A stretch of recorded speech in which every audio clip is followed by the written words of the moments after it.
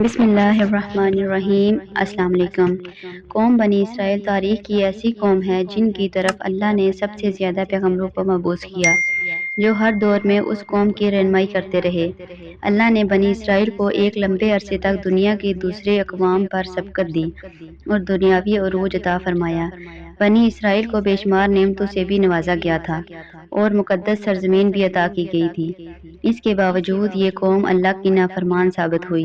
یہودیوں نے اپنی طرف بھیجے گئے بے شمار نبیوں کو قتل کیا، اللہ کے حکم کی پامالی کی اور ہر دور میں شرک میں مبتلا ہو گئے۔ یہ مجرم قوم جب عذاب میں مبتلا ہوتی، اپنے پیغمبروں پر، صالحین پر ایمان لا کر ان کی پیروی شروع کر دیتی، اور جیسے ہی ان پر سے یہ عذاب ہٹا دیا جاتا تو وہ دوبارہ حق کے منکر بن جاتے اور اپنے وعدے سے پھر جایا کرتے تھے۔ قرآن مجید میں بنی اسرائیل کی سرکشی اور نافرمانی کے متعلق بہت سارے واقعات کا ذکر ہے، جن میں سے ایک قابل ذکر واقعہ سامری جادوگر کا واقعہ ہے، جس نے بنی اسرائیل کو بہکا کر انہیں ایک بچڑے کی پوجا میں لگا دیا تھا۔ روایتوں کے مطابق سامری کا اصل نام موسیٰ ابن ظفر تھا۔ سامری جس سال پیدا ہوا تھا، اس سال تمام اسرائیلی بچوں کو قتل کرنے کا حکم جاری کیا تھا۔ جب سامری کی ماں کو یہ خطرہ محسوس ہوا فرعون کے سپاہی اس بچے کو قتل کر دیں گے، تو اس نے اپنے بچے کو جنگل میں ایک غار میں رکھ دیا، اوپر سے پتھر بند کر دیا۔ ادھر اللہ نے اپنے فرشتے جبریل امین کو اس بچے کی حفاظت اور غذا دینے کے کام پر مامور کر دیا۔ لہٰذا جبریل علیہ السلام اس غار میں آتے اور اپنی انگلی اس بچے کو چٹا دیتے، جس سے دودھ اور شہد جاری ہو جاتا۔ اس طرح حضرت جبرائیل علیہ السلام نے اللہ کے حکم سے اس بچے کو انگلی سے دودھ پلا کر پالا، اور وہ اسی غار میں پل کر بڑا ہو گیا۔ اس کا نام بھی موسیٰ تھا، اور حضرت موسیٰ علیہ السلام کا نام بھی موسیٰ تھا۔ ایک طرف موسیٰ سامری کو حضرت جبریل علیہ السلام نے پالا تھا، اور دوسری طرف حضرت موسیٰ علیہ السلام کی پرورش فرعون کے محل میں ہوئی تھی۔ مگر اللہ کی قدرت دیکھیں، فرعون کے گھر پرورش پانے والے موسیٰ علیہ السلام اللہ کے رسول ہوئے، اور جبریل علیہ السلام کا پالا ہوا موسیٰ سامری کافر بن گیا۔ دراصل اللہ رب العزت نے جب بنی اسرائیل کو فرعون کی غلامی سے نجات دلائی اور فرعون کو اس کے لشکر سمیت دریائے نیل میں غرق کر دیا، تو حضرت موسیٰ علیہ السلام کے ساتھ وادی سینا میں ہجرت کر گئے۔ وہاں اللہ نے موسیٰ علیہ السلام سے وعدہ کیا کہ انہیں مقدس کتاب تورات عطا کی جائے گی، جو بنی اسرائیل اور بعد میں آنے والے لوگوں کے لیے ہدایت ہوگی۔ حضرت موسیٰ علیہ السلام کو یہ حکم ملا وہ 30 راتوں کے لیے کوہ طور پر قیام کریں، اس کے بعد انہیں تورات دی جائے گی۔ لہٰذا حضرت موسیٰ علیہ السلام نے اپنے بھائی حضرت ہارون علیہ السلام کو اپنا خلیفہ مقرر کیا اور بنی اسرائیل کو اپنے بھائی کے سپرد کر کے انہیں یہ کام سونپا، جب تک آپ کوہ طور سے واپس نہ لوٹیں گے وہ اس قوم کے مسائل کو دیکھیں گے اور ان کا انتظام سنبھالیں گے۔ موسیٰ علیہ السلام کوہ طور پر چلے گئے، وہاں آپ پورے 1 ماہ روزے اور عبادت میں مشغول ہو گئے۔ ادھر شیطان مردود کو بنی اسرائیل کو بہکانے کا ایک سنہری موقع مل گیا۔ ادھر سامری نے بنی اسرائیل کو بھٹکانے کا ارادہ کیا۔ موسیٰ سامری مصر سے ہجرت کر کے بنی اسرائیل کے ساتھ آیا تھا۔ جب موسیٰ علیہ السلام کو کوہ طور سے واپس آنے میں تاخیر ہوئی اور 30 دن سے بھی زیادہ ہو گئے، تو سامری نے بنی اسرائیل میں یہ افواہ پھیلا دی کہ موسیٰ علیہ السلام کی موت ہو گئی ہے۔ اس نے بنی اسرائیل سے کہا، تم لوگ سونے چاندی کے زیورات میرے پاس رکھ دو تاکہ آگے سفر میں یہ قیمتی سامان کہیں کھو نہ جائے، کیونکہ وہ ایک معزز شخص مانا جاتا تھا۔ تو بنی اسرائیل نے تمام سونے چاندی کے زیورات اسے دے دیے۔ اس نے آگ کی ایک بھٹی جلائی اور ان تمام زیورات کو اس بھٹی میں ڈال دیا۔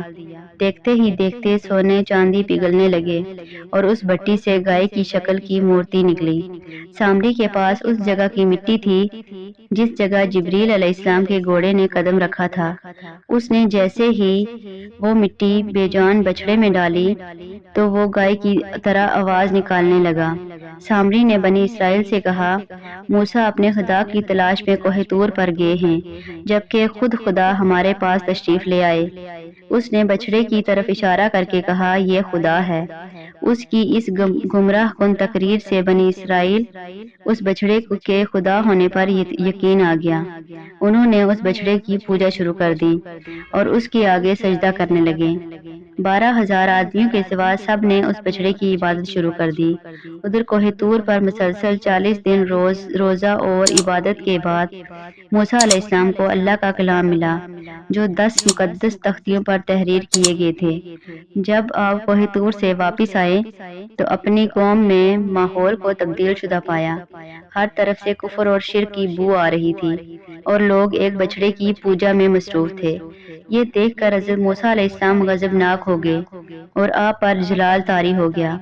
آپ نے اپنے بھائی ہارون علیہ السلام کو غصے میں کہا، میں نے تمہیں اس قوم کی ذمہ داری دی تھی، پھر یہ شرک کیسے کرنے لگے؟ لوگ بچڑے کی پوجا کیوں کر رہے ہیں؟ حضرت ہارون علیہ السلام نے کہا، اے میرے بھائی، مجھ پر ملامت نہ کرو۔ اس قوم نے میری بات نہ مانی اور مجھے کمزور کر دیا۔ میرے لاکھ سمجھانے کے باوجود یہ اس عمل میں پڑ گئے اور مجھے جان سے مارنے کی دھمکی بھی دی، لیکن میں ان ظالم لوگوں میں شامل نہیں ہوں۔ لہٰذا موسیٰ علیہ السلام کا جلال کچھ کم ہوا تو آپ نے اللہ سے اپنے بھائی کی بخشش کی دعا فرمائی۔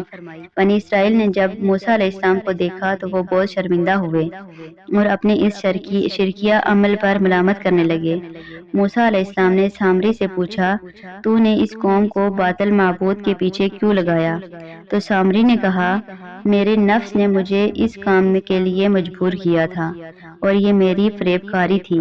حضرت موسیٰ علیہ السلام نے اس بچڑے کو جلا کر راکھ کر دیا، اس کے ٹکڑے ٹکڑے کر کے سمندر میں بہا دیا۔ روایتوں میں آتا ہے حضرت موسیٰ علیہ السلام پر یہ نازل ہوا کہ آپ 80 آدمی کو منتخب کر کے کوہ طور پر لے جائیں اور یہ سب لوگ بچڑا پوجنے والوں کی طرف سے معذرت طلب کرتے ہوئے یہ دعا مانگیں کہ بچڑا پوجنے والوں کے گناہ معاف ہو جائیں گے۔ لہٰذا موسیٰ علیہ السلام نے چن چن کر اچھے اور صالح آدمی کو ساتھ لیا اور کوہ طور پر تشریف لے گئے۔ جب لوگ وہاں معافی طلب کرنے لگے تو اللہ کی طرف سے وہاں آواز آئی، اے بنی اسرائیل، میں ہی خدا ہوں اور میرے سوا کوئی معبود نہیں۔ میں نے ہی تم لوگوں کو فرعون کے ظلم سے نجات دلا کر تم لوگوں کو بچایا، لہٰذا تم فقط میری ہی عبادت کرو اور میرے سوا کسی کو مت پوجو۔ اللہ کا یہ کلام سن کر 80 آدمی یہ کہنے لگے، اے موسیٰ، ہم ہرگز آپ کی بات نہ مانیں گے جب تک اللہ کو اپنے سامنے نہ دیکھ لیں۔ یہ 80 آدمی اپنی ضد پر قائم رہے کہ ہم کو اللہ کا دیدار کروائیں، ورنہ ہم ہرگز نہیں مانیں گے۔ موسیٰ علیہ السلام نے انہیں بہت سمجھایا مگر وہ اپنی بات پر اڑے رہے، یہاں تک کہ اللہ نے اپنا جلال کا اظہار کچھ اس طرح کیا کہ ایک فرشتہ بھیجا جس نے ایک خوفناک چیخ ماری جس سے ان لوگوں کے دل پھٹ گئے اور وہ مر گئے۔ حضرت موسیٰ علیہ السلام نے اللہ سے ان کو دوبارہ زندہ ہونے کی دعا کی اور یہ لوگ دوبارہ زندہ ہو گئے اور اللہ پر ایمان لے آئے۔ اللہ کے حکم سے حضرت موسیٰ علیہ السلام نے سامری کو بنی اسرائیل سے نکال دیا اور کسی کو بھی یہ حق نہ دیا کہ کوئی اس سے رابطہ کرے۔ بعض مفسرین نے لکھا کہ سامری کا جرم ثابت ہونے کے بعد موسیٰ علیہ السلام نے بد دعا کی، اللہ نے اسے ایسی بیماری میں مبتلا کر دیا کہ جب تک وہ زندہ رہا کوئی اس کے پاس نہیں جاتا تھا، اس طرح وہ ذلت کی موت مر گیا۔ اللہ حافظ۔